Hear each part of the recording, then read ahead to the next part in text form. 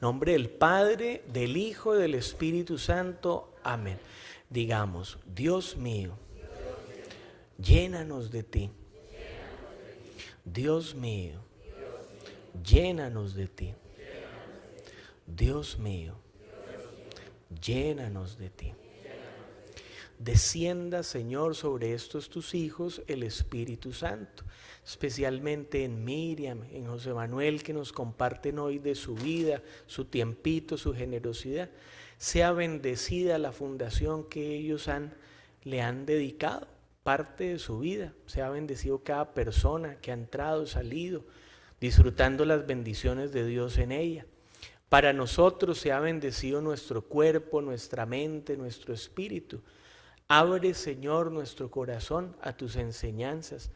Tócanos, Señor. Transforma el corazón de roca, como dice la Biblia, en un corazón lleno de ti. Hoy, Jesús, sea bendecida esta parroquia San Bonifacio con la presencia de estos nuestros hermanitos en la fe. Hoy los bendecimos a nosotros y a ellos en el nombre del Padre, del Hijo y del Espíritu Santo. Amén. Bueno, por favor, tomen asiento y vamos a compartir.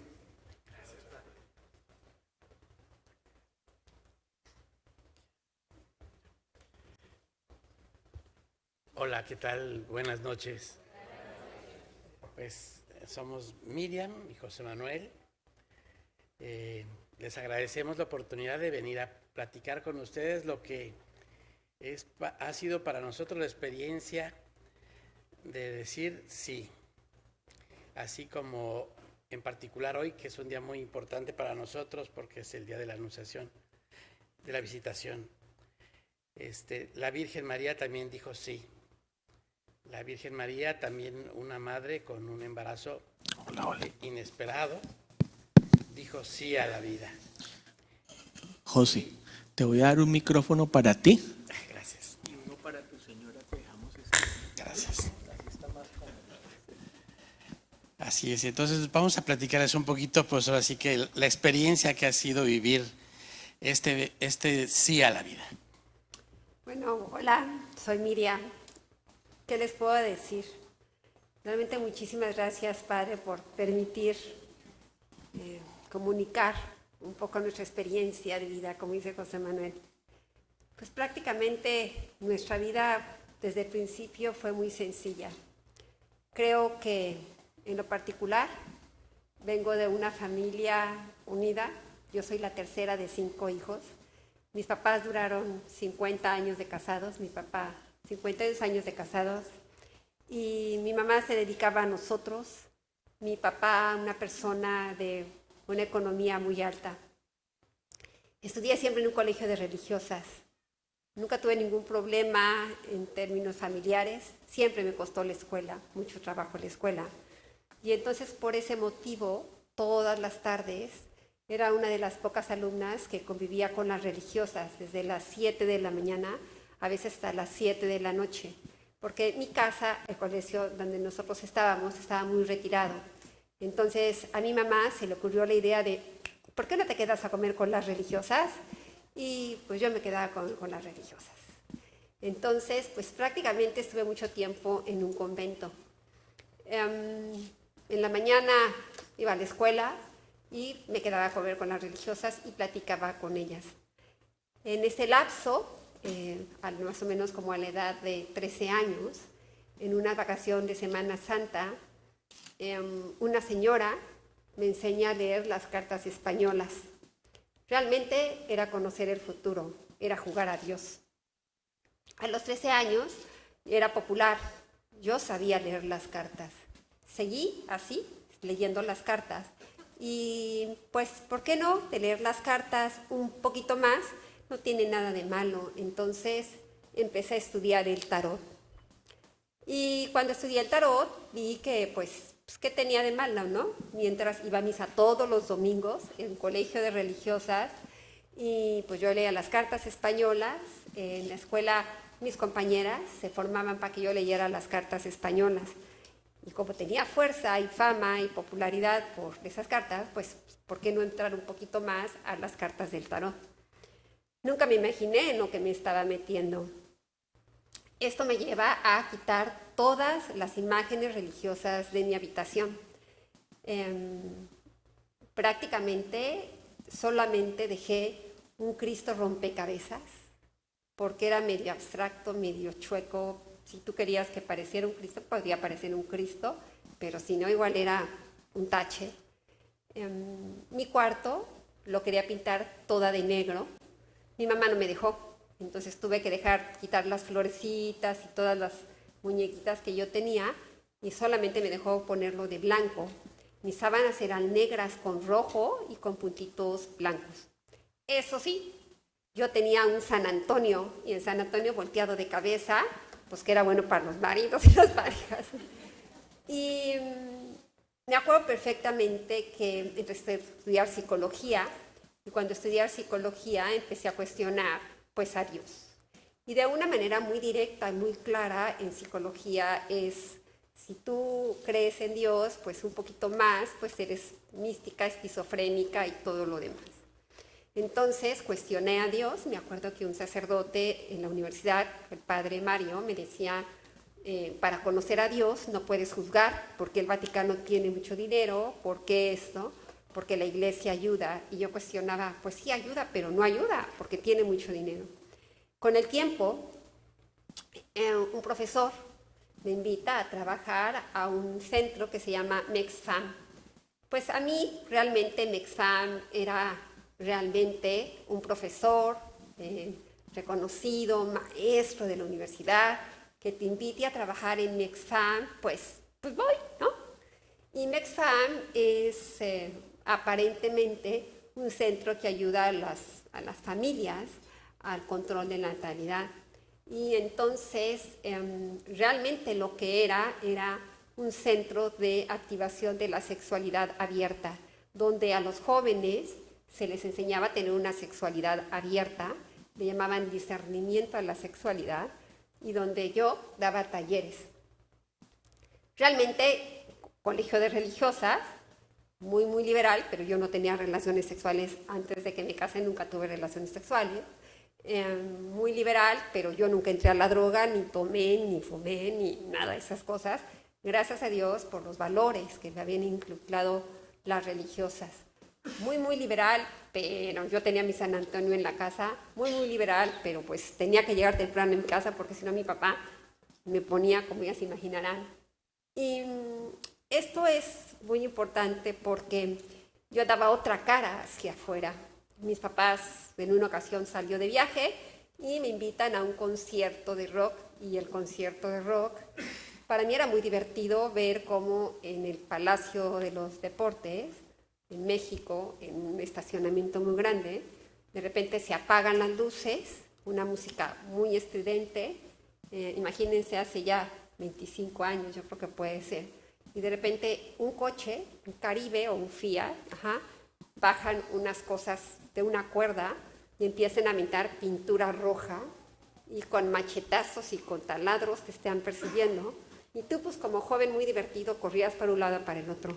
El tiempo me indicó que estaba en un rito satánico sin darme cuenta de dónde estaba metida.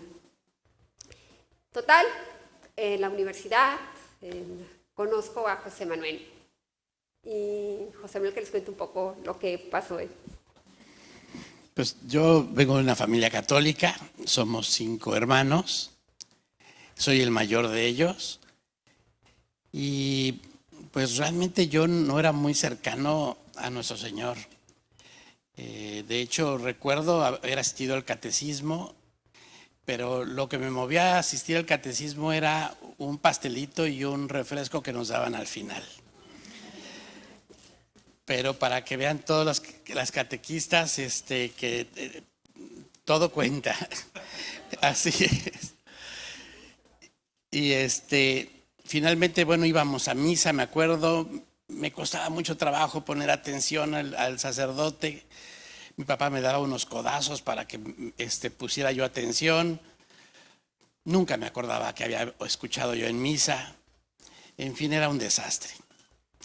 La vida transcurrió, mis papás empezaron a tener algún problema matrimonial, empezaron a hablar de separarse, y en ese momento me dio tanto coraje, estaba yo en la adolescencia, que les dije, bueno, ustedes hablan tanto del amor y de la unidad y ahora que hablan de separarse, pues si quieren separar a la familia, el primero que se va soy yo.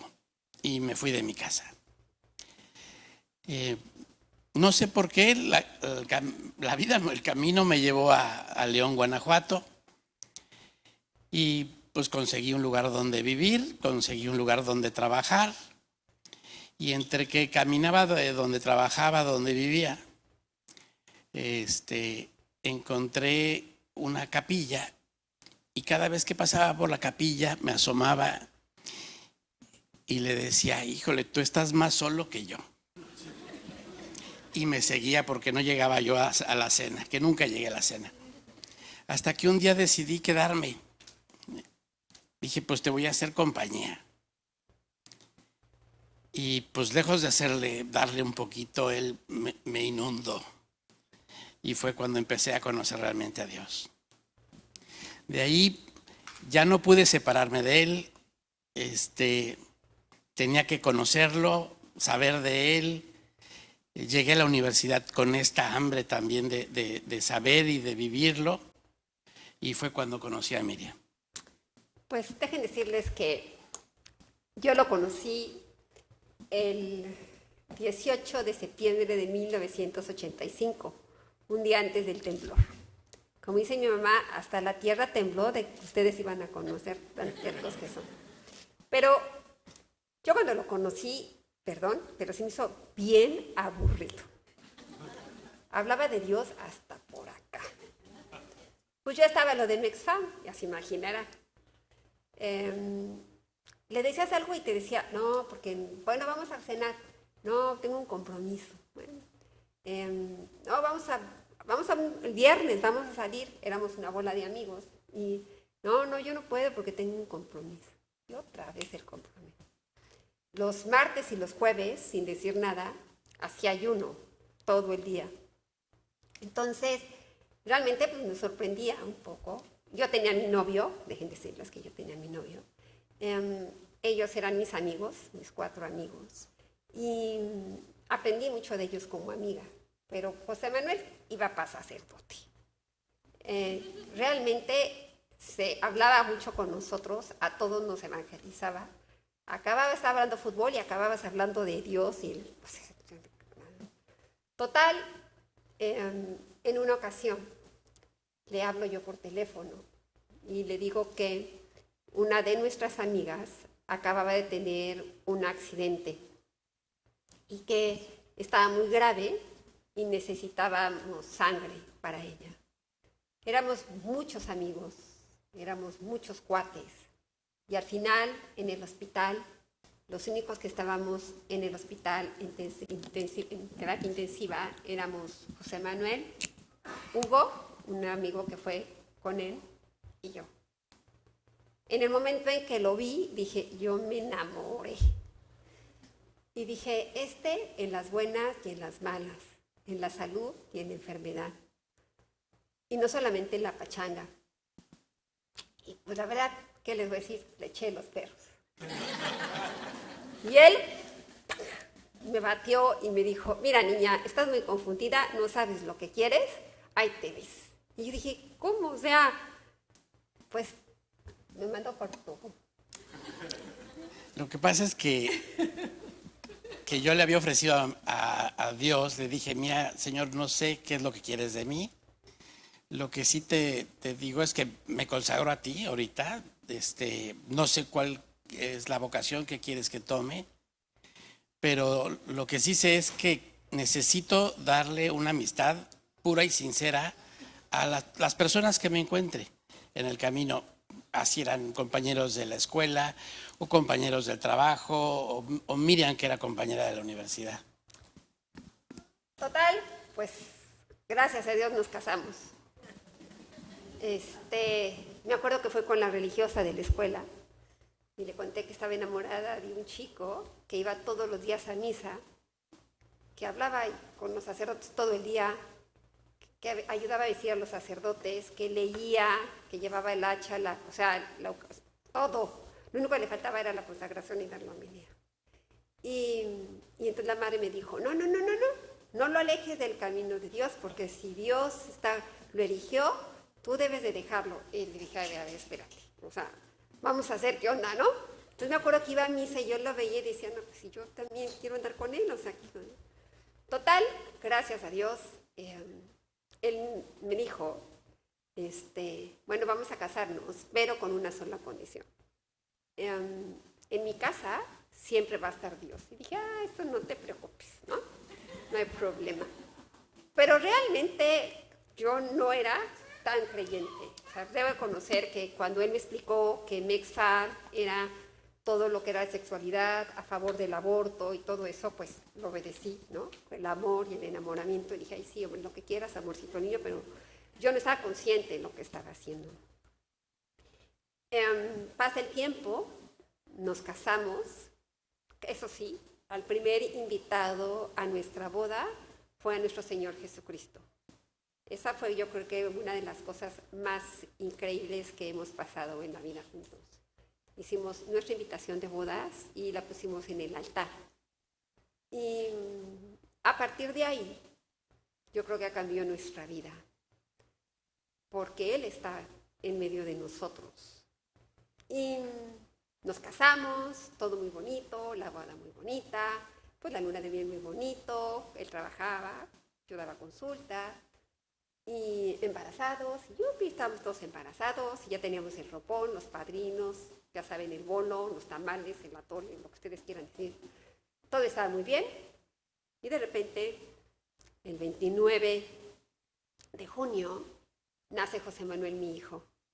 José Manuel nace con el cordón umbilical enredado, 3 vueltas, y pues prácticamente nace muerto. Le tienen que dar terapia de resucitación, lo vuelven a la vida, y Manuel está poco más de 3 meses en terapia intensiva, debatiendo entre la vida y la muerte.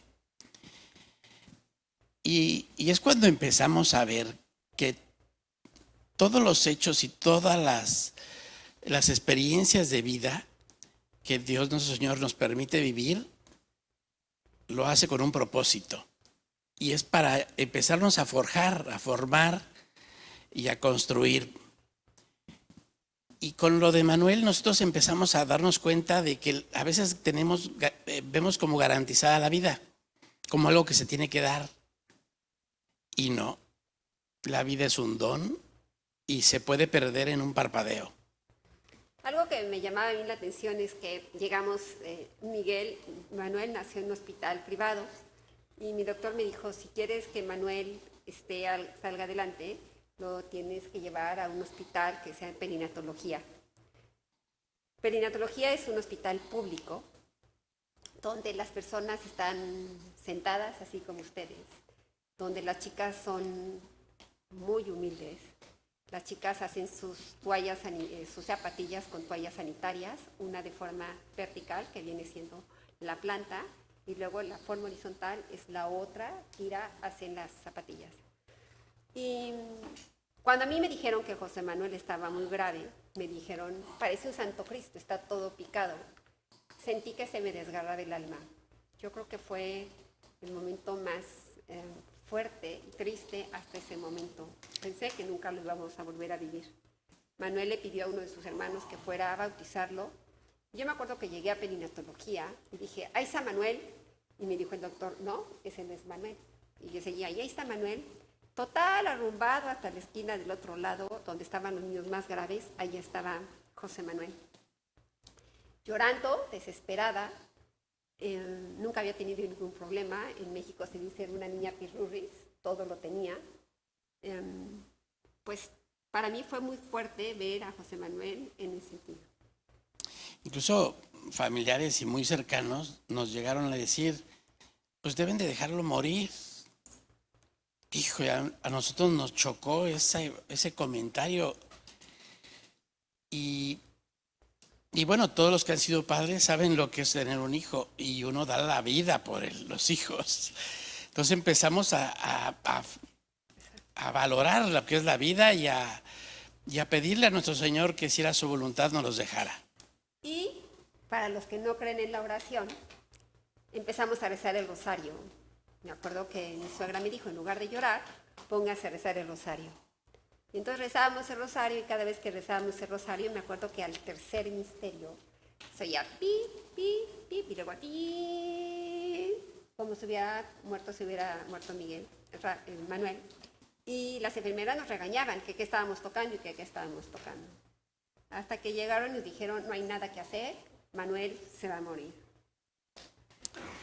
Pues en ese momento pues se nos cayó el cielo, no sabíamos qué hacer, se terminó la hora de visita, nos sacaron de la sala donde estaba Manuel y desconsolados, yo me acuerdo que hablé con mi hermano para pedirle que fuera por un sacerdote, con un padre que conocíamos y que lo trajera para que bautizara a José Manuel. Y desconsolados, Miriam y yo nos encaminamos y agarramos para la basílica, para la Villa de Guadalupe. Ahí pues prácticamente llorando nos presentamos a nuestra Santísima Madre como derrotados. En lo personal yo le entregué la vida de mi hijo, le dije, pues te agradezco el tiempo que me permitiste tenerlo, pero Miriam, que es un poco más difícil. Ay, le dije, ay no, ya me lo dejas, seas gacha, ¿no? O sea, déjamelo así, te juro que lo voy a querer y lo voy a amar. Y bueno, regresamos al hospital y el niño nos dijeron, no sabemos qué pasó, pero el niño está mejor. Solamente les digo que va a ser un niño muy especial, no va a poder caminar, no va a poder hablar, no va a poder oír, pero está vivo. Y a la semana ya estaba en la casa. Y estaba en la casa. Y llegamos a la casa y bueno, ya se imaginan todo lo que implica tener un niño con discapacidad. En aquel momento no había nada, en México no había nada. Pero bueno, María lo sacó adelante. Hoy Manuel es un tenor y tiene discapacidad, pero es un niño extraordinario. Luego, bueno, Manu, nos embarazamos de Mario, ese es el mejor terapeuta porque hasta la fecha es el que ayuda a vestir a su hermano, lo lleva al antro, a la discoteca, a la cena, a los tacos, al cine, al teatro. Luego nació Santiago, que es así como todo, vamos a la fiesta, y si quieren hacer pachanga, háblenle a él, porque es bárbaro. Luego nació Mari Nieves, que es toda la dulce, así toda Pinky Lady, ella diseño de modas. Luego nació Rafael, y bueno, ahora tiene 18 años, súper deportista. Y les platico todo esto porque en ese lapso yo tenía mi consultorio como psicóloga, sí, más católica, les puedo decir que más católica, más practicante. O sea, rezaba el rosario, creía por todo lo que vean en Dios. Ayudábamos a todas las monjitas que se cruzaban en el camino. Si había rifa, íbamos a la rifa. Si las padres necesitaban algo, allí estábamos. Pero estábamos y nos íbamos. Pero eso sí, sí hacíamos vigilia, con camarones, con pescado a la talla, unos guaquis chiquitos así, que unas ostiones, ¿no? A veces langosta también, porque no langosta, pero sí hacíamos vigilia. Hiciéramos bien caritativos. Sacábamos todos los juguetes y toda la ropa que ya no usábamos, porque a los niños les decíamos, hay que ser compartidos, entonces vamos a sacar los juguetes que ya no usas para dárselos a los niños pobres.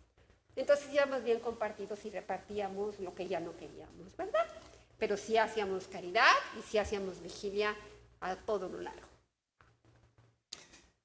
Así es, y realmente teníamos buenas intenciones, tratábamos de hacer las cosas bien, nuestra familia, pues fuera del el esfuerzo adicional que nos representaba el desarrollo de Manu, pues todo iba de maravilla. Vivíamos en Disneylandia, de verdad. Un día estaba yo dando una clase y mis alumnos en el Instituto de Orientación Familiar me dijeron que no entendían nada de lo que yo estaba diciendo. Entonces, pues dije, no, pues esta gripe, estoy cansada de tanto chamaco. Entonces me quedé en la casa, tranquila. José Manuel estaba de viaje por su trabajo Me acuerdo que era el 9 de enero, más o menos era la rosca de Reyes, y yo había invitado a los amigos de Rafael, de Mario, a la rosca de Reyes, ya saben. Y entonces me empecé a sentir muy mal. Ese día empezó a caminar Rafael. Rafael tenía 1 año ese día, él cumplió en noviembre, y ese día empezó a caminar Rafael, me acuerdo perfectamente. Y llegó José Manuel y ya no me entendía. Para no hacer la historia más larga, llegamos a Estados Unidos, al hospital metodista con el doctor Lai, y me diagnostican una enfermedad que se llama miastenia gravis.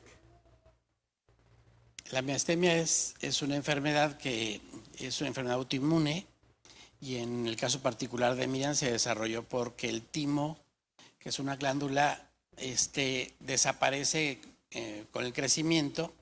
En el caso de Miriam no desapareció y su cuerpo estaba atacando el timo, pero ya no nada más era el timo, sino era el timo y todas las terminaciones nerviosas. Aparte de unos tumores que me sacaron. Total, llegamos a Estados Unidos, el doctor dijo que me tenían que operar. Yo quería un día, José Manuel quería que ya de repente, mis papás querían otro día, y el doctor dijo, pues hay que ver qué día puede el doctor Nun, que es el cirujano, y entonces yo le dije a mi Sagrado Corazón, al de las monjas, ¿no?, que pusiera la fecha. Ahí sí me acordé del Sagrado Corazón. Y llegó el doctor y dijo, el único día que te puedo operar es el 11 de febrero. Dije yo, perfecto, el 11 de febrero. Regrésate a México mientras tómate estos medicamentos y regresa a lo que tienes que hacer. Y no te preocupes. Entonces, me acuerdo que fue el 22 de enero, el día que llegué a la casa, y una mañana me desperté con una gran necesidad de confesarme. Era como si estuviera invitada a un banquete y fuera sucia. Y eso que me confesaba de vez en cuando, ¿eh? Y no mataba a nadie, y no robaba, y ya saben, la linda niña, y rezaba el rosario todos los días, y así. Pero una gran necesidad de confesarme. Entonces fui a la parroquia y le dije al padre que si me podía confesar. Y el padre me dijo, voy a entrar a misa, no te puedo confesar. Dije, padre, por favor, es que me voy mañana en la mañana, estoy enferma y necesito que me confiese. Y me dijo, pues te puedo confesar ahorita en el pasillo. Pues de nada, ¿no? Mejor. Me confiesa, pero era como si me hubieran dado un regaderazo y yo estaba verdaderamente enlodada de porquería. Así me sentía. Y afortunadamente, por José Manuel, que él era acuérdense que iba a ser sacerdote, estaba muy cercano a un sacerdote, que después fue nuestro ahijado, y llegó a visitar, ¿no?, a Miriam, que estaba para irse a operar. Y entonces le dije al padre Leonardo y me confesé. Por fin me confesé. Y ya fue como más relajante. Y me acuerdo que José Manuel, el niño con el problema al nacer, me dijo, mamá, te va a doler mucho, pero no te vas a morir, ¿eh? Pero sí te va a doler mucho, mamá. A la mañana siguiente, ya no me podía mover. Me levanté, mi cuñada me vistió y de ahí me ayudó a subirme al coche para llegar al aeropuerto y para poder irnos. Mi familia es muégano, mexicana, ya saben, todos ahí. Entonces iban mi mamá, mi papá, mis hermanos, mis tíos, o sea, fue el perro, pero bueno. Y yo me acuerdo que estaba agarrada de la mano de José Manuel en el hospital y yo veía cómo la gente, como despersonalizada la situación, se dice, veía como una película y nada más oía, yo no entendía lo que estaban diciendo, no podía tragar nada porque la miastenia, a diferencia de muchas personas, les ataca los ojos, a mí me atacó la deglución, entonces no podía comer nada, me atragantaba y empecé a dejar de mover todas las extremidades inferiores y las extremidades superiores. Y pues yo no quería asustarlos, pero yo veía que esto no iba a salir bien. A la mañana siguiente me despedí de todos y ya fuimos a la mañana siguiente Manuel me pone una imagen, un escapulario verde en la bata del del hospital. Entro a la operación y salgo de la operación conectada por todos lados y yo estaba en la sala de recuperación. Me acuerdo perfectamente que entró una de mis hermanas y me quitan el ventilador, que estaba intubada, y yo lo primero que digo, en lugar de decir que bueno que ya estoy bien, digo, ¿dónde está George Clooney? ¿No? Se supone que estábamos en un hospital. Porque yo me sentía muy bien, yo le daba ya gracias a Dios que estaba muy bien, pero estaba como en la parte de que estaba muy contenta. Y me suena a la habitación. José Manuel, mi mamá, le dijo, vete a cenar mientras te suben, porque a mí no me van a subir todavía. Se supone que iba a estar más tiempo en la sala de recuperación. Y se queda mi papá cuidándome. Mi papá era un hombre muy serio, muy estricto, y me empecé a marear. Me empecé a sentir muy mal, pero llegó un doctor, la habitación era compartida porque no había en ese momento sola, y en ese momento llega el doctor y comenta con otro doctor que la señora de al lado se estaba muriendo, que tenía cáncer y que se estaba muriendo. Y yo muy grave no estaba porque yo estaba en el chisme del doctor. Y cuando llega José Manuel, le dije, Manuel, vamos a rezar el rosario porque la señora de al lado se está muriendo. Y rezamos el rosario, todo pues fue bien. Miriam empezó a ir muy bien en su recuperación, tanto que mis suegros se fueron a dormir y Miriam, yo me quedé con Miriam. Y durante la noche, Miriam despertaba y me empezaba a decir, José Manuel, háblale a mis papás, pero eran 2 de la mañana. Háblale a mis papás, pero háblales ahorita. Le digo, pero pues es muy tarde, no les puedo llamar ahorita. Sí, háblales y dile que lo más importante es la unión de la familia. Bueno, sí, te prometo que se los digo mañana temprano, pero pues a las 2 de la mañana mi suegro me la va a refrescar. Y luego volvió a despertar y me decía, José Manuel, dile a tu mamá que todo lo que me platicó es cierto. Ay, pues bueno que me dices, ¿no? Pero pues ahorita a las 3 de la mañana, mejor mañana hablamos. Toda la noche se la pasó haciéndome comentarios como si se estuviera despidiendo. Yo no lo comprendí hasta después.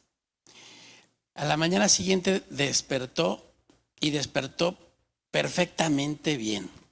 Mientras yo le decía a José Manuel que le hablara a mi papá y le hablara a mi mamá, yo veía en la habitación cómo las sombras y los demonios pasaban por abajo de mi cama, por arriba de mi cama, sobre todo por abajo de mi cama. Y yo empezaba a insultar a José Manuel. Él no lo dijo, pero yo insulté a José Manuel. Y le dije que se fuera, que me dejara. Yo me acuerdo perfectamente de esa lucha, pero yo estaba aterrada. Me acuerdo que me agarraba el escapulario verde que me había dado José Manuel y me lo quería meter a la boca. Y en ese momento, que fue así como muy crucial, abren la puerta y cuando abren la puerta veo al demonio. Van a decir que estoy loca, pero verdaderamente veo al demonio. Cuando yo veo al demonio, yo veo cómo él sale de la habitación y se convierte en una enfermera. Y veo en la cama, yo adentro en la habitación, la enfermera escribiendo en la computadora y volteándome a ver, burlándose de lo que estaba sucediendo. Pero yo estaba aterrada. Y fue cuando le dije a José Manuel que me comunicara con mis suegros, mis papás y mis suegros.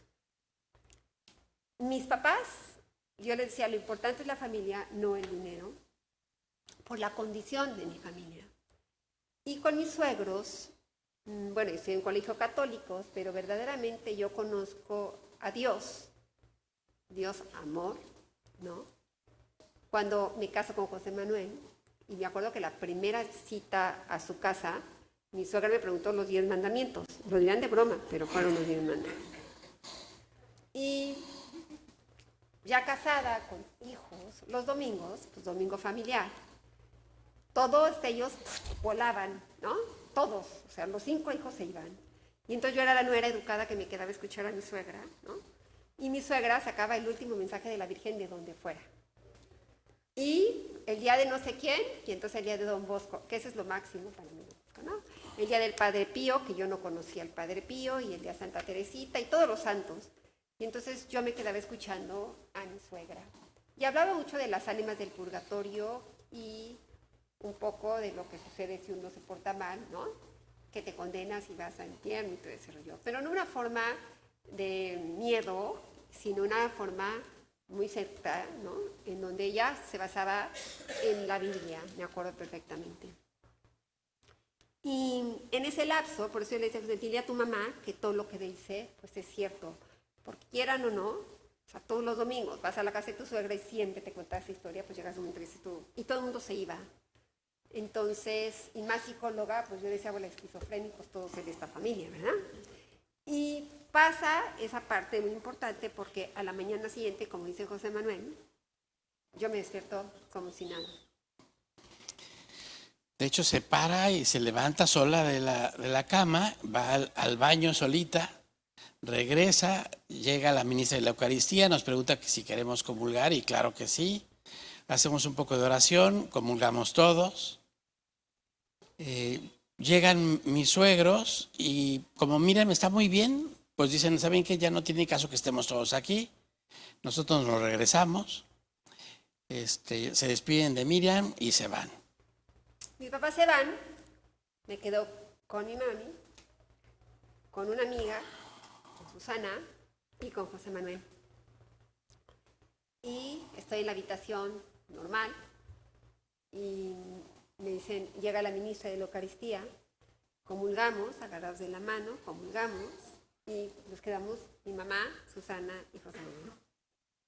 En ese momento empiezo a sentir la habitación que se divide otra vez. Del lado derecho, mucha luz, mucha paz, dulce amor, de verdad, de María.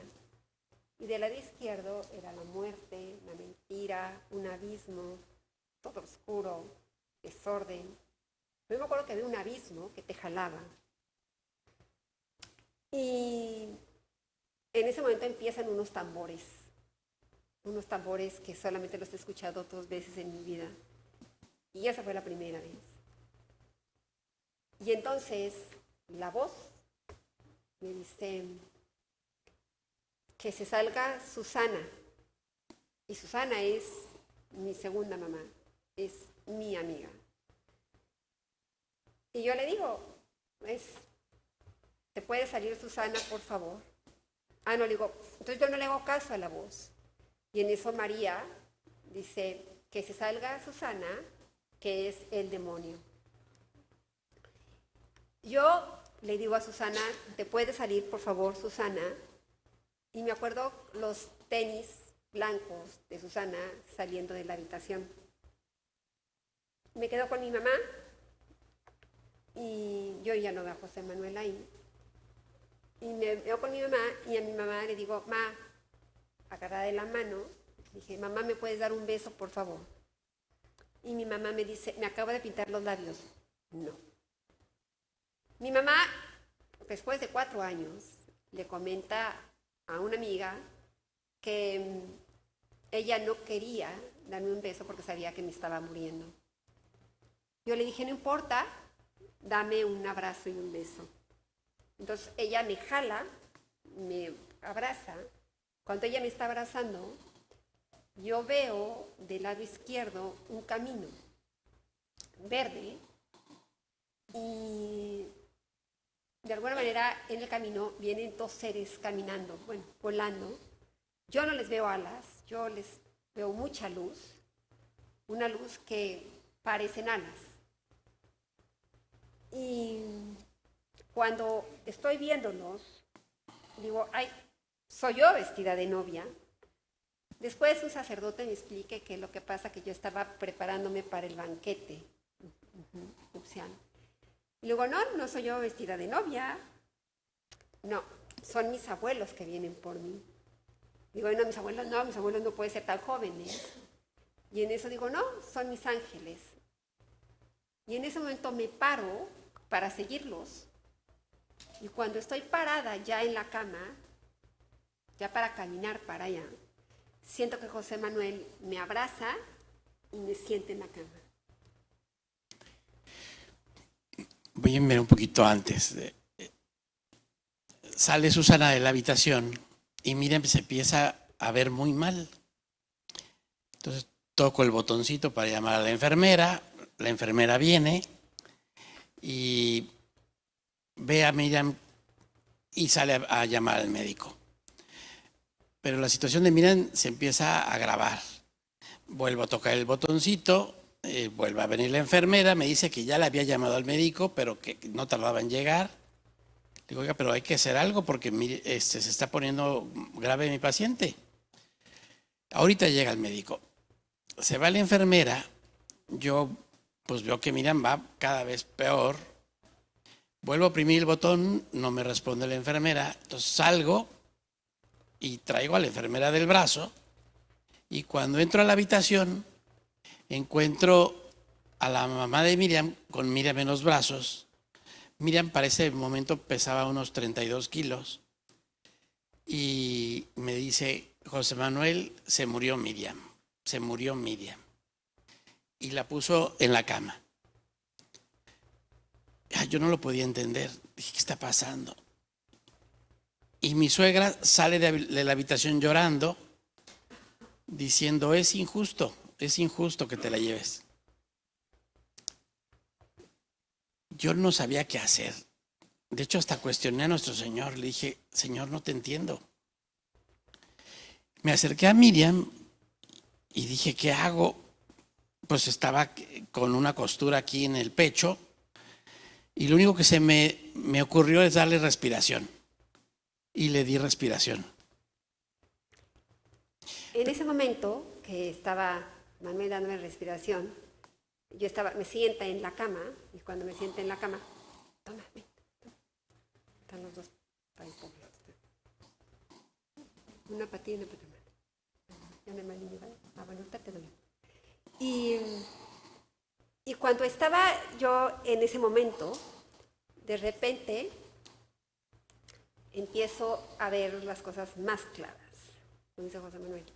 De este lado, del lado derecho, mucha luz, mucha paz, mucha alegría, pero del otro lado, el mismísimo demonio.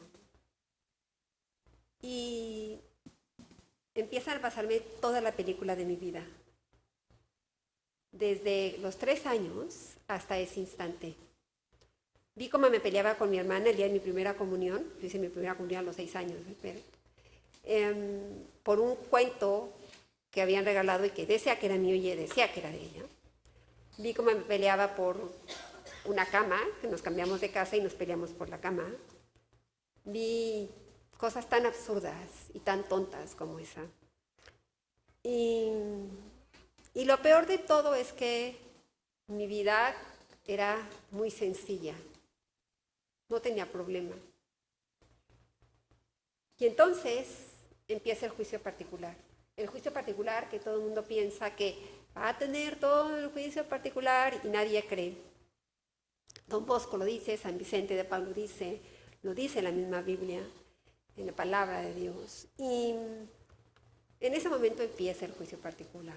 La gran abogada, María, y dice, es que fue buena hija. Y entonces el fiscal dice, pues sus papás no cuentan, fueron buenos, tuvo todo, o sea, sus papás son buenos. Hombre. Mi papá era muy estricto, pero era buen hombre. Es que fue buena esposa, pues ya para mí se dan cuenta, ¿no? La calidad de hombre que es Manuel, muy bueno. Y tampoco, ¿no? Y entonces la Virgen dice, es que fue buena madre. Y entonces dice Pues sus hijos son muy chicos todavía, el mayor tiene 13 años. No cuenta, todavía son unos santos.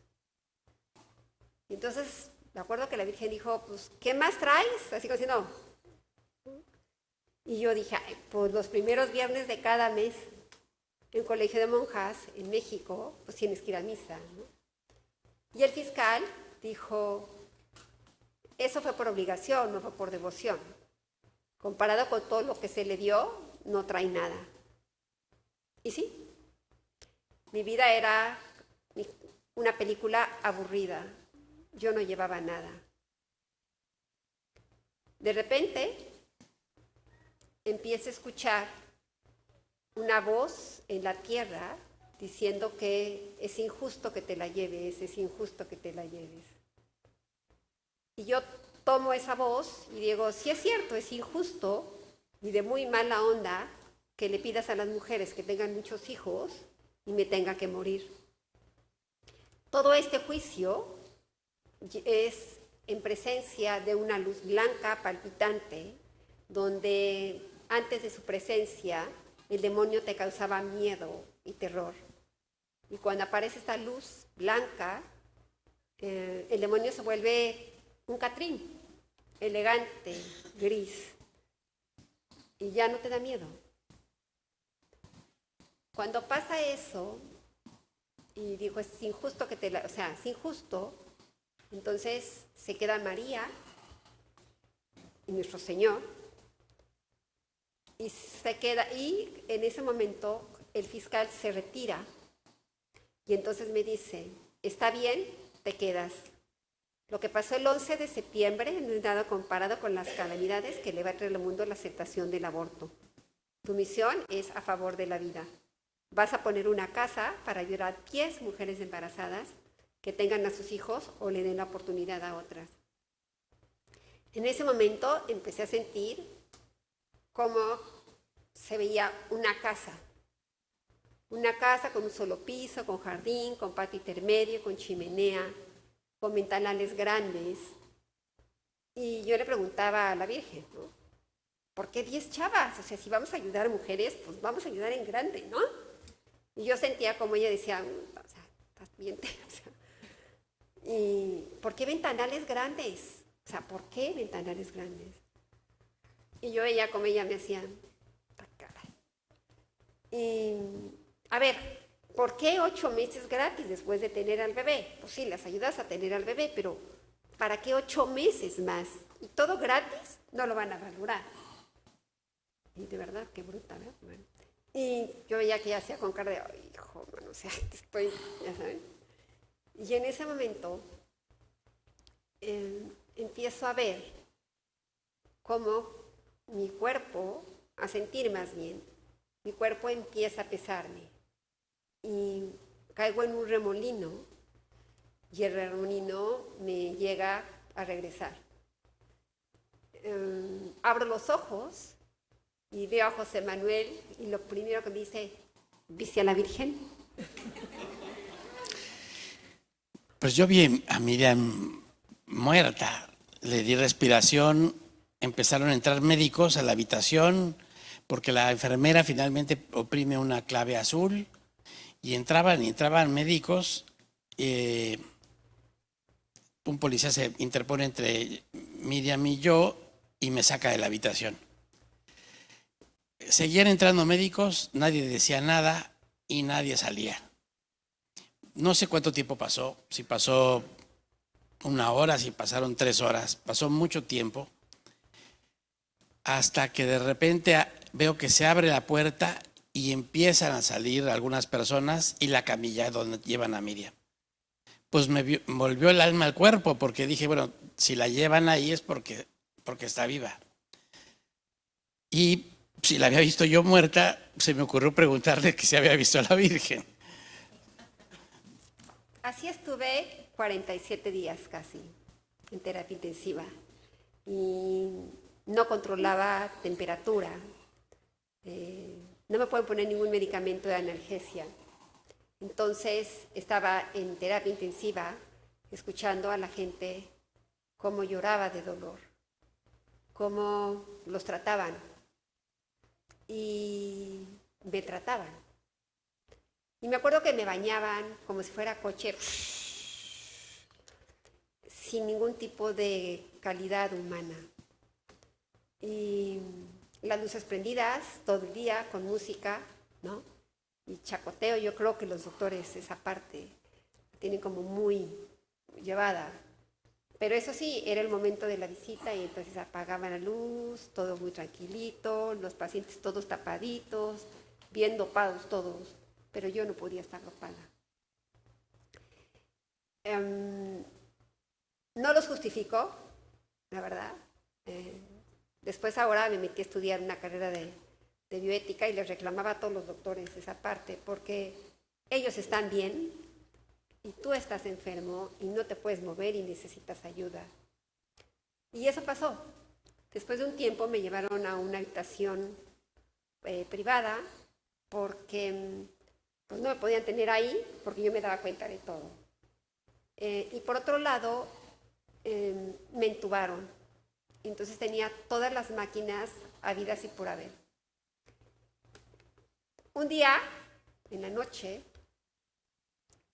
siento como empiezo a mover una mano y empiezo a escribir lo que estaba viviendo y lo que viví. A partir de ahí, las cosas cambiaron, porque ya me podía comunicar con José Manuel. Y pasó mucho tiempo que llegaban y me medían cómo para poder respirar, y obviamente pues nadie te enseña a respirar. Fue difícil entender qué estaba sucediendo, porque fueron 4 minutos 38 segundos que estuve en presencia de nuestro Señor, donde me cuestionan mi vida, donde me resetean totalmente. Y regresar y no respiraba. Entonces a mí no me habían dicho nada y me dieron una, como si fuera buzo, una mascarilla, donde podía recibir el aire, pero no lo sentía. Y de repente vuelvo a escuchar otra vez los tambores. Me acuerdo que José Manuel estaba en el pasillo. Mi hermana era la única que faltaba para despedirme. Y vuelvo a escuchar otra vez los tambores y le digo a José Manuel, Manuel, vuelvo a escuchar los tambores, ahora sí me estoy muriendo. Y en eso me dicen, ¿aceptas o te quedas? Y dijo, no, pues acepto. Y en el momento en que dije acepto, empiezo a sentir el aire, cómo llega el aire. Le digo al doctor, es que puedo recibir el aire, pero no lo puedo sacar. Y me dijo, eso no hay ningún problema. Me echo un erupto cuando dije acepto, aprieta 2 botones y me empiezo a mover como si nada. Llegan los doctores, me empiezan a checar, se quedan igual que todo el mundo asombrados. Por fin salgo del hospital, le cuento a José Manuel y a mi mamá mi experiencia, salgo del hospital y regreso a México. Y al regresar a México, pues 32, 37 kilos que pesaba, no sabía cómo poner una casa para mujeres embarazadas. Y pues nos dimos la tarea de abrir la casa. La abrimos al año siguiente. Hoy por hoy Mater es una realidad. Al principio fue muy complicado, muy sencillo y al mismo tiempo muy complicado, porque no teníamos nada. Pero no teníamos nada. Rentar la casa fue una historia donde no nos alcanzaba para rentar la casa. Y finalmente pudimos rentar. Era una búsqueda de tratar de lograr algo que no sabíamos cómo alcanzarlo. De tratar de hacer algo para lo que no habíamos aprendido. Miriam psicóloga, yo arquitecto. Es decir, ¿cómo hacer un hogar para mujeres embarazadas? Miriam se puso a investigar en el internet. Después incluso trabajó un tiempo en una casa, en un albergue en la Ciudad de México que se dedicaba también a mujeres embarazadas. Y decimos, pero ¿cómo? la casa debe ser grande, debe ser pequeña, la debemos de construir, la debemos de rentar, la deberíamos de comprar. No sabíamos qué hacer. En una ocasión me invita mi mamá a hacer oración a una casa y en esa casa hay 2 señoras y una de ellas, sin conocerla, me dice: ¿tú tienes una misión en la vida? Y yo le dije: sí. Me dice: pon la casa, no es tu obra, es obra de la Santísima Virgen. Y la señora me cuenta lo que está pasando hoy en Mater Filius. Me dijo: si tú no la pones, la va a poner otra persona. La Virgen tiene prisa. Y tú no te casaste con tu esposo por casualidad. Todo estaba planeado en la eternidad. No tengas miedo y pon la casa. La historia, estuvimos 4 horas platicando y ella al salir le dijo a una amiga que acaba de morir: ya voy a morir en paz porque di el mensaje que Dios me había dado.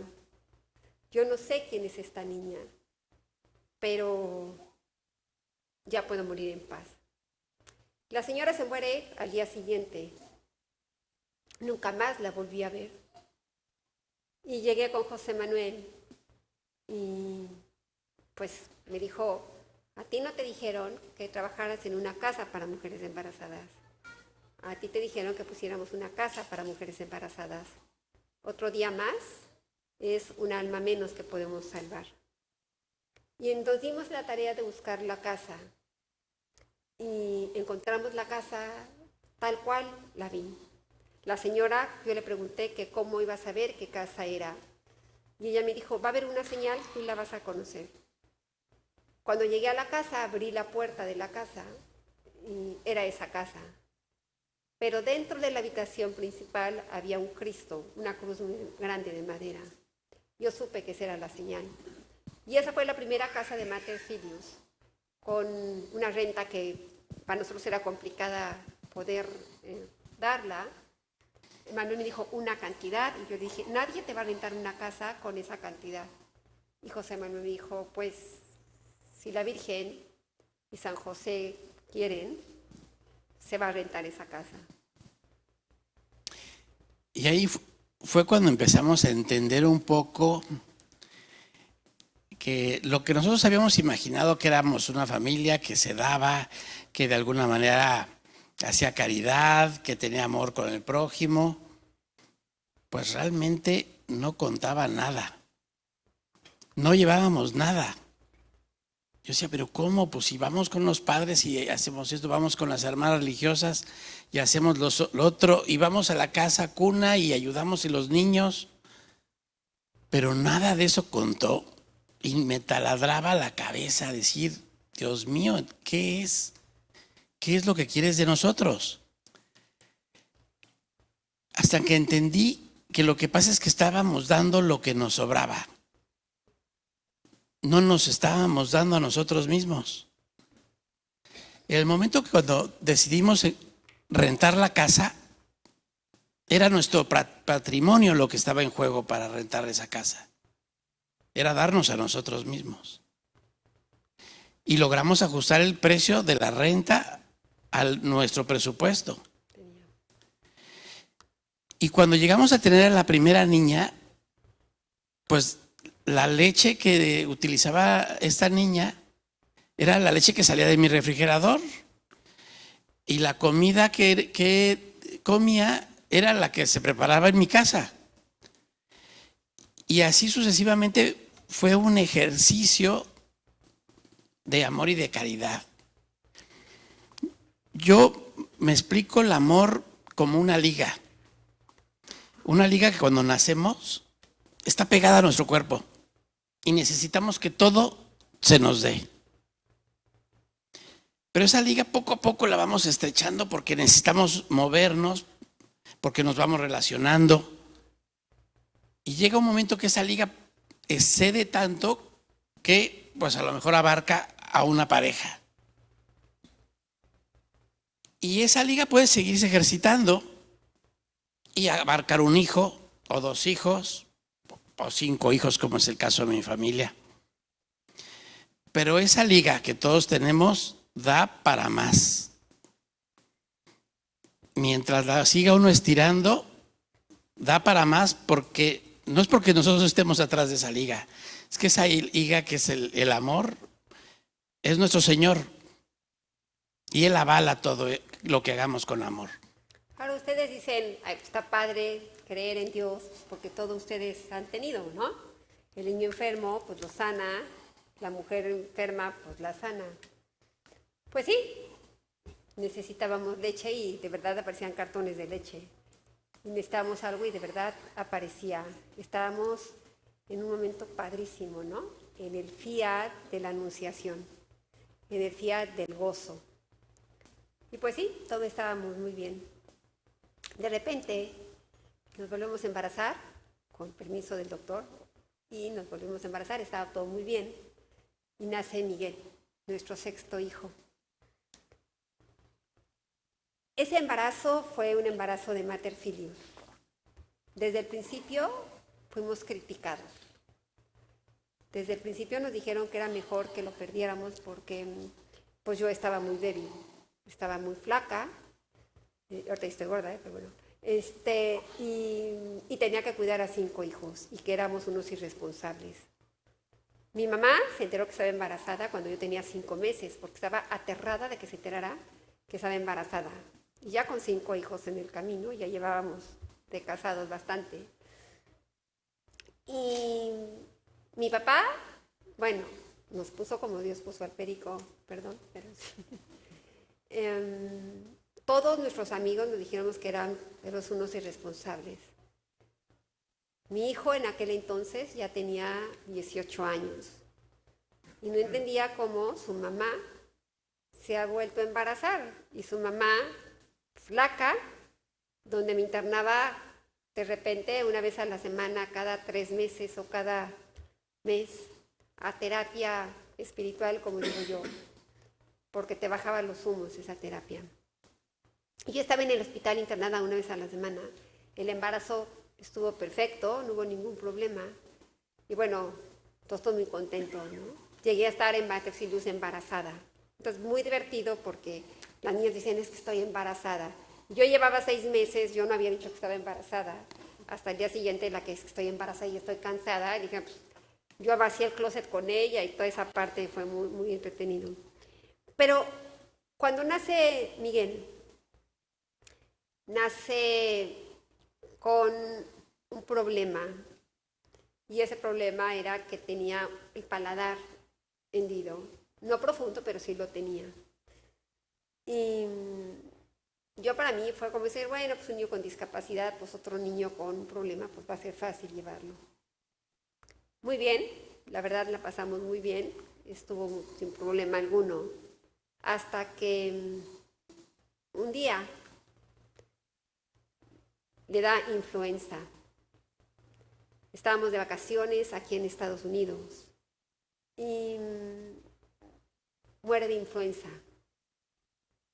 Miguel fue el primer niño que murió en Estados Unidos de influenza. Obama dijo que había hablado con nosotros, lo cual yo no hablé con él. Y dijeron que éramos ilegales, dijeron que éramos unos bárbaros. Nos corretearon por todo Estados Unidos porque nos iban a detener el Ministerio de Salud. Pero cuando llegamos a mater filius, bueno, se muere Miguel, estábamos en terapia en el hospital. Y cuando muere Miguel, el miedo que una madre puede tener, yo creo que desde toda la vida, es que se muera un hijo. La palabra, hay huérfanos, hay viudos, pero no hay la palabra de madre sin hijos, no hay. Porque es un dolor tan profundo que no se llega a explicar. Mi ventaja sobre muchas mujeres que han pasado esta etapa es que yo sé dónde está. Yo sé que está bien. Y es como si estuviera en la casa de la abuela, ¿no? casa de mamá. Pero cuando llegué a Mater Filius, me acuerdo que después de 2 meses de estar pues triste, ¿no? Llego a la casa de Mater Filius y una de las niñas madres me dice, ¿van a cerrar Mater Filius? Y dije yo, ¿por qué? Pues porque la pusiste porque te sanó, la pusiste porque sanó a Manu, pero a Miguel, y le dije, a Miguel como a María. Cuando muere Miguel en el hospital, me acuerdo que me dicen, ¿lo quiere cargar? Y dije yo, sí. Y es a lo que me refiero. Mi peor miedo era verme como la Piedad, con un hijo muerto en los brazos. Y me ponen a Miguel sentada y en la misma posición de la Virgen abrazando a su hijo muerto. Fue muy doloroso para mí, pero ahí entendí lo que es el aborto. El aborto no es un grupo de células gritando, no me maten. El aborto es un asesinato de generaciones, un asesinato de nosotros mismos. La Virgen nuestra Madre. Y cada vez que un niño es abortado, es un Cristo crucificado. Y nosotros estamos observando cómo nos crucifican. No les puedo decir que somos culpables, pero no nos podemos quedar callados. Pero tampoco podemos salir a gritar a la calle y decir que no lo hagan. Cuando son mujeres que quien gritan que no lo hagan, la mayoría ya lo hicieron. Justificar el error es más fácil que pedir perdón y acompañarlas. Cuando alguien grita es porque está llorando, porque nadie les tendió la mano.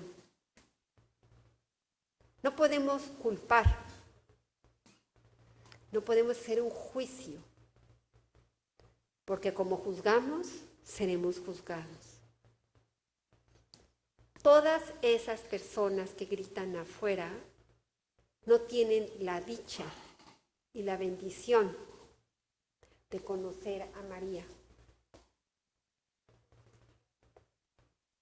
Si nosotros conocemos a María, conocemos el amor maternal. Somos hijos predilectos. No puedo amar a quien no conozco. ¿Por qué las chicas están gritando afuera como locas, sin ningún pudor, ninguna prudencia, ninguna paz en su corazón? Porque nos quedamos callados. Y no es la lucha contra la muerte, es la lucha a favor de la vida. Sin gritar, la Virgen no gritó, solo abrazó. Estuvo en silencio en la cruz. Salgamos con esas personas y preguntemos, ¿por qué están ahí gritando? ¿Porque no tienen fe? ¿Porque no tienen esperanza? ¿Y porque no tienen caridad? Nosotros somos culpables. Nadie les enseñó, nadie las ayudó y nadie confía en ellas. Mater Filius tiene fe, esperanza y caridad en ellas. Y eso es lo que tenemos que enseñar. No a planchar, no a lavar, no establecer límites. Es amar. Amar hasta que te duela. Si tú tienes obligación de dar. Pues esta experiencia que vivimos con Miguel, una vez más ratificaba lo que era el cuidado de la vida, lo que nuestra Santísima Madre vivía cada vez que se perdía uno de sus hijos, que nuestro Señor nos hace el favor de mandar a este mundo y que es la respuesta a son las respuestas a nuestras necesidades, a nuestros anhelos. Y así es como nace Mater Filius, diciendo sí, sin saber cómo, pero sí, sin tener a lo mejor los suficientes recursos, pero sí. Así nos animamos a abrir la primera casa. Cuando empezó a ser muy gravoso el sustento de las niñas,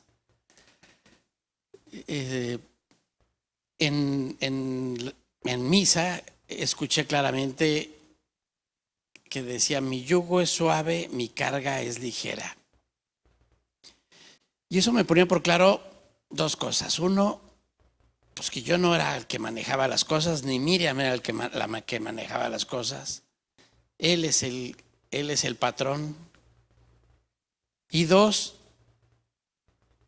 que la única manera en que yo podía hacer que el yugo fuera suave y la carga ligera era repartiéndola.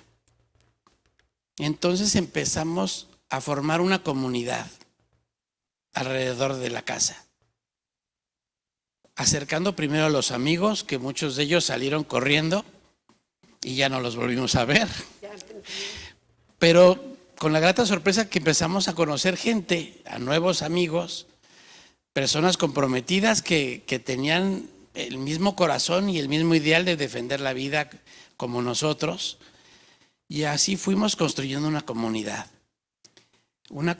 en la que íbamos a participar de nuestros dones y de nuestros talentos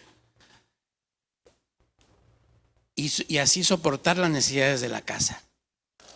La experiencia de haber vivido 10 años construyendo este hogar, este modelo de hogar, es lo que nos movió a decir: qué ganas de tener otra casa. Pero ¿cómo? Si se sale de nuestras capacidades. Entonces decíamos, bueno, ¿cómo le hace McDonald's? ¿Cómo le hace Burger King? ¿Cómo le hacen las grandes empresas para poder trasladarse a otros países? Pues reflexionando en lo que era Mater y lo que Mater se había convertido para nosotros, pues tenía algo mucho más grande que cualquier cosa. Y era precisamente el ejercicio del amor y de la caridad. El ejercicio del amor y la caridad transforma nuestras vidas, principalmente las vidas de las niñas que se acercan a Mater Filius, las vidas de los bebés que nacen en Mater Filius. Transformamos el concepto de familia después de tener una familia desintegrada. Transformamos el futuro de esos hijos porque nacen en un lugar donde son queridos, son cuidados, tienen paz y tranquilidad. Y eso fue lo que nos mueve a venir como hoy a platicarles la gran aventura que ha sido para nuestras vidas, el haber dicho sí a la vida, el habernos aventado a abrir la casa de Mater Filius.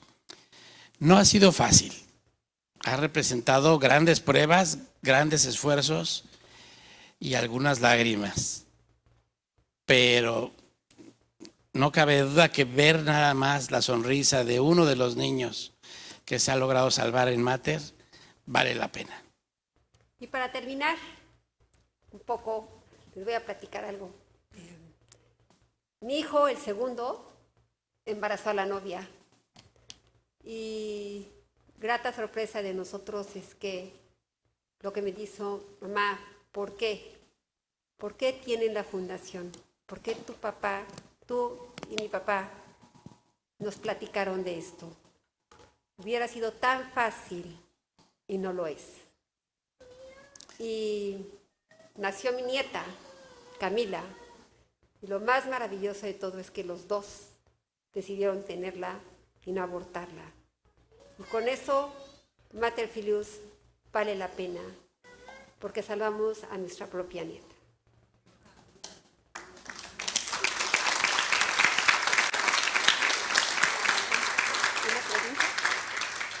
No sé si tengan alguna pregunta o quieran conocer algún otro detalle.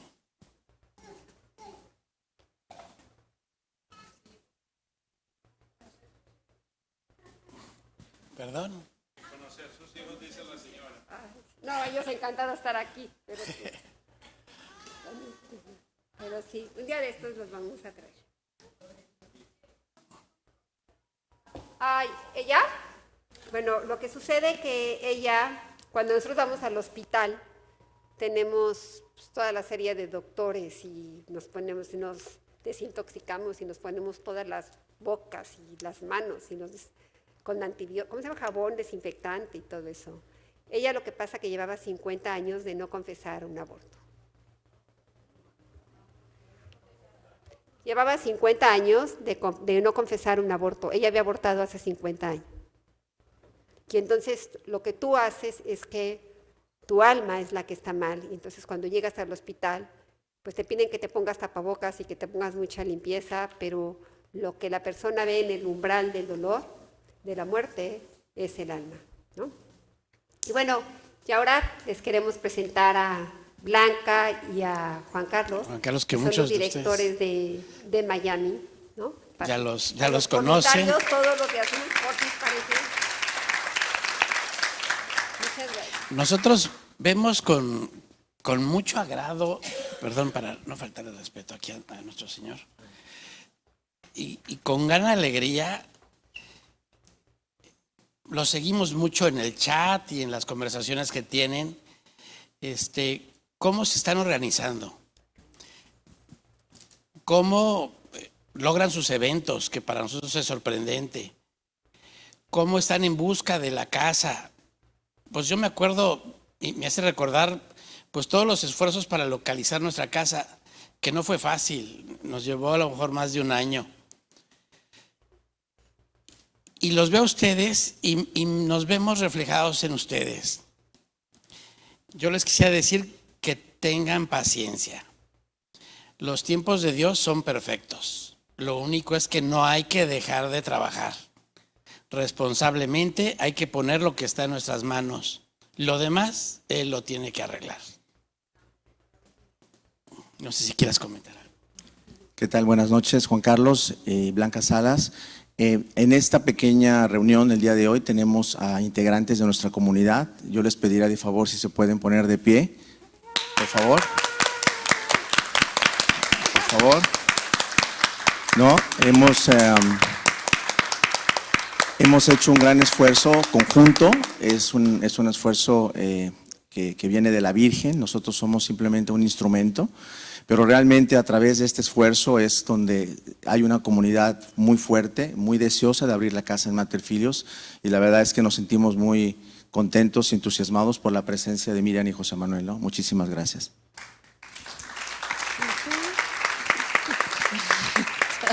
Ya lo dijeron todo. Bueno, pues realmente esto ha sido, llevamos ya 3 años sembrando esa semillita para que en los tiempos de Dios se nos dé esta casa.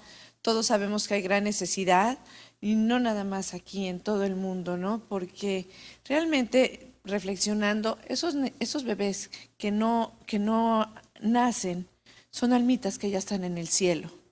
Aquí lo que se está poniendo en juego son las almas de esas mamás que por no tener una respuesta, una salida, toman la puerta errónea, el camino erróneo, y todas las personas que están involucradas alrededor, el médico, las personas que las llevan a estos centros para aborteros, etcétera, etcétera. Mater Filius es una obra de la Virgen María, y estamos aquí en el combate por las almas realmente, almas que le pertenecemos a Dios. Somos creación de Dios nuestro Señor, y a Él tenemos que regresar. Es eso. Finalmente esos nenes esos bebés que no han nacido ya están con Él. Pero estamos aquí en esa labor, así como yo veo a Mater Filius. Y yo creo que, como dicen, yo puedo vender el producto de McDonald's, ¿no? Y platicarles que las mejores hamburguesas, pero si las prueban, pues va a ser más fácil. Entonces yo los invito a que se acerquen a Mater Filius, que vean en YouTube los testimonios de las chicas que ellas mismas suben. Hay buenas experiencias, hay unas que son extraordinarias. En Estados Unidos, hay en Dallas, Nebraska, próximamente en Cincinnati y Miami, no se desesperen. Colombia, San Salvador, próximamente en Colombia, San Salvador, Argentina, en Chile ya hay, en España ya hay, México, pues ahora sí que gracias a Dios hasta vamos plagando los estados de la República, pero a todos nos ha costado trabajo. Acuerden que es como el enamoramiento, ¿no? No importa el tiempo que lleves del noviazgo, si estás en el puro enamoramiento y no te conoces, no te sirve de nada porque no vas a durar en el matrimonio. Pero si realmente estás conociendo a la persona, a veces es más duro porque no estás fingiendo lo que no eres. El conocerse entre ustedes es muy importante. Y ustedes, los que no conocen Mater Filius, yo los invito a que se acerquen, pongan Mater Filius y ahí les va a aparecer en los idiomas, hasta en catalán creo que ya está también. Y pues Dios los bendiga y el dulce amor de María cobije a toda su familia y ánimo.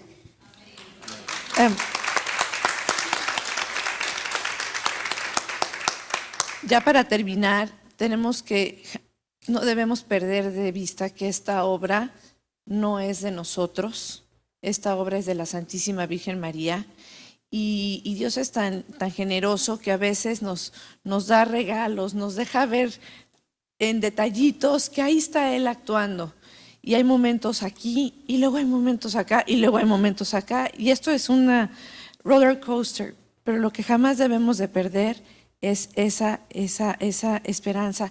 Sobre todo cuando estamos acá, lo que toca es hacer silencio como María, ponerlo todo en el corazón, confiar y orar, que las cosas se van a dar porque estas cosas no son nuestras, son de ella. Finalmente un comentario, lo dijeron claramente José Manuel y María, todos somos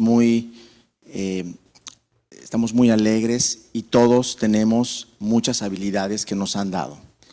Yo creo que es responsabilidad de nosotros como católicos el dar a la comunidad, a nuestra iglesia y a esas mamás que necesitan ayuda. O sea, entonces yo los invito a que compartamos todos esos grandes dones que nos han dado a cada uno de nosotros. Nos han dado una buena educación, tenemos salud, tenemos familia. Algunos tienen recursos económicos importantes para poder ayudar a Mater Filius. Yo los invito a que pongamos todas esas habilidades, esos dones que tenemos y que los compartamos para beneficio de esos bebés, de esas mamás, y para que Mater Filius Miami pueda ser una realidad. Muchísimas gracias y buenas noches.